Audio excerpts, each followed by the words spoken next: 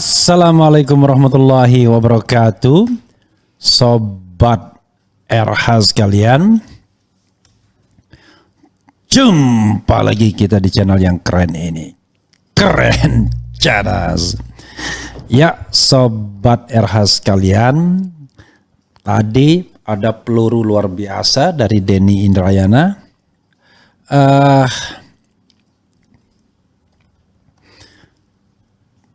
Yaitu soal impeachment. Soal impeachment dan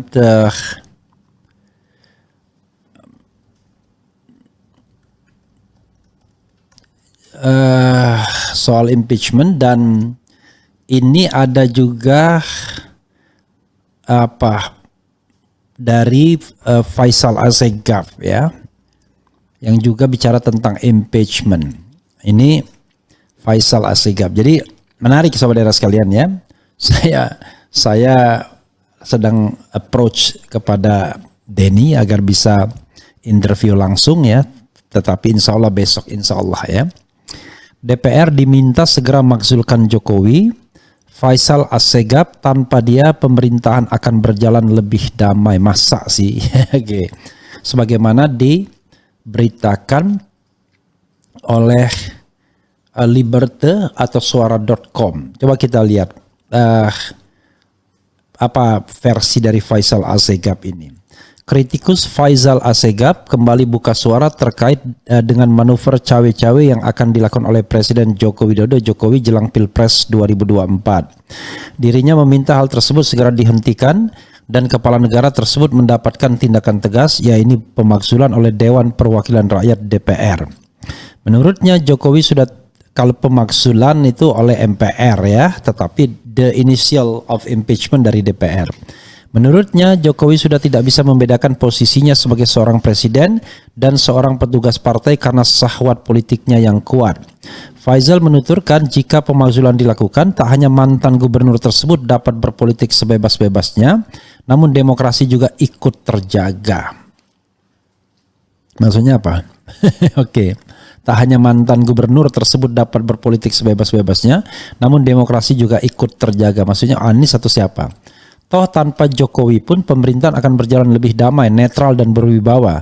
Jauh dari praktik-praktik politik copet dan tipu-tipu yang merusak kehidupan bernegara. Cuitnya seperti dikutip Liberté ya kemarin. Karena itu dirinya meminta wakil rakyat untuk segera bertindak. Ingat amanat yang sudah diberikan oleh konstitusi. Masyarakat butuh kehadiran pemerintahan yang sehat. Konstitusi memberi kewenangan bagi DPR untuk mengawal jalannya pemerintahan. Bila presiden sudah banyak menabrak aturan, ya dimakzulkan agar negara tidak dibajak semena-mena, ungkapnya.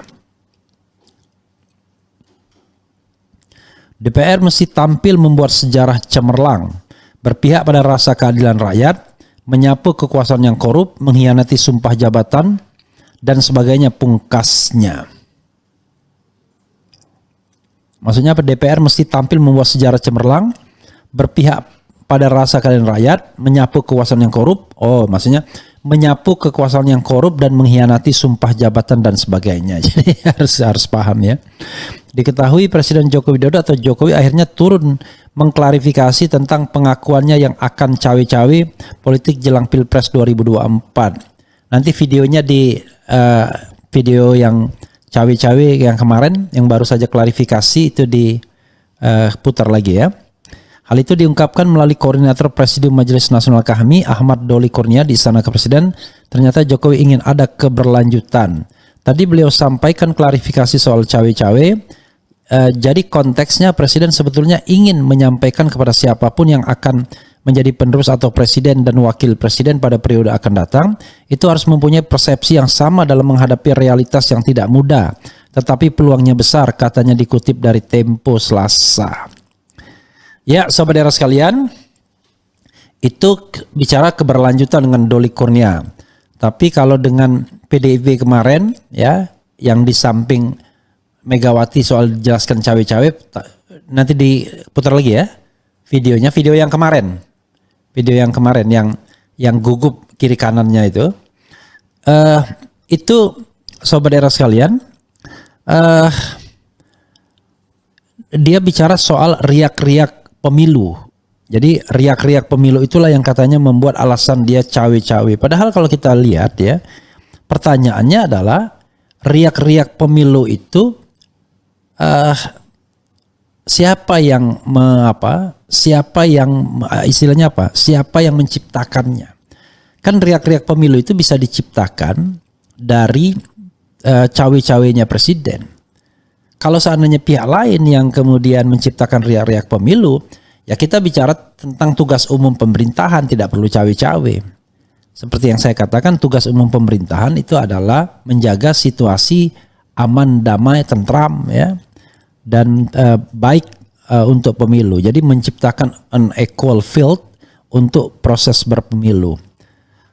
Karena itu ketika presiden mengatakan akan cawe-cawe dalam pemilu, maka pertama secara terminologi itu tidak tepat, tidak benar, bahkan salah. Dan yang kedua, ya, tidak boleh presiden cawe-cawe. Karena yang dibolehkan adalah presiden itu berdiri di depan untuk menjaga kondisi yang kondusif sebagai primus inter pares, sebagai chief executive, sebagai the head of government. Selain itu ya nggak boleh dia.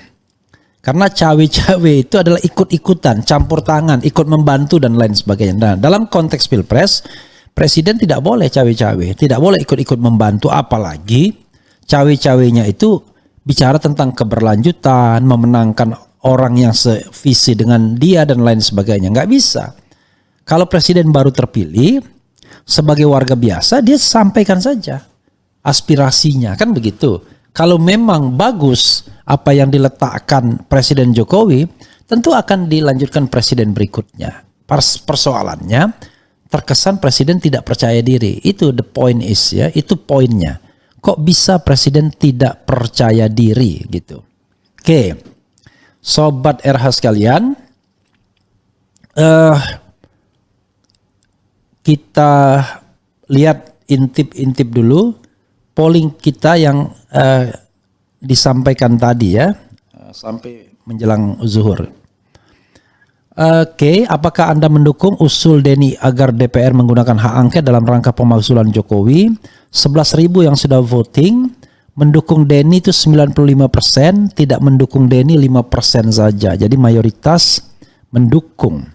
Sekali lagi, ini adalah jalan konstitusional, ya, a constitutional way, yaitu menggunakan hak angket untuk melakukan proses penyelidikan terhadap dugaan adanya pelanggaran hukum oleh presiden, dan kalau terbukti bisa ditingkatkan menjadi hak menyatakan pendapat, lalu disidangkan di Mahkamah Konstitusi, dibalikkan kepada DPR, menyelenggarakan sidang paripurna, dan kemudian diusulkan kepada MPR untuk dilakukan sidang impeachment. Realitas politiknya belum tentu bisa, bahkan berat, tapi realitas hukumnya mudah sekali proses pembuktiannya. Apakah presiden benar-benar cawe-cawe itu untuk menggagalkan pencalonan Anies Baswedan? Apakah betul cawe-cawe itu adalah menyuruh dalam tanda kutip Muldoko mencopet Partai Demokrat?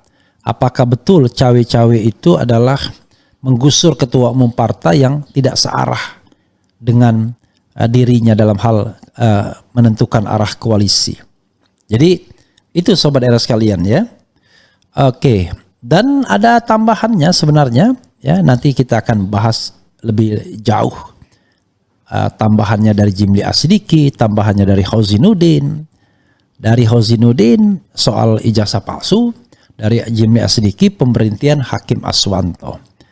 Itu sobat RH sekalian yang harus kita pahami, ya. Itu yang harus kita pahami.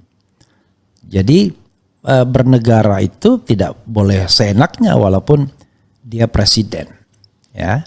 Bernegara itu harus dengan track konstitusional dan bersikap melindungi dan melayani warga masyarakat. Tidak boleh seorang presiden ketika berkuasa anaknya kaya raya.